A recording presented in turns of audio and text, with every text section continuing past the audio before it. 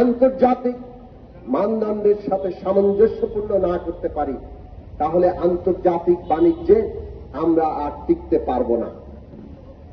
Bangladesh LDC গ্র্যাজুয়েশনের দিকে যাচ্ছে, আগামীকালই যাওয়া উচিত কিনা সে নিয়ে তর্ক আছে। আমরা মনে করি এলডিসি গ্র্যাজুয়েশনের বিষয়টিকে আমাদের আরো সময় নিয়ে করা উচিত, কিন্তু শেষ পর্যন্ত এলডিসি গ্র্যাজুয়েশন কিন্তু করতেই হবে।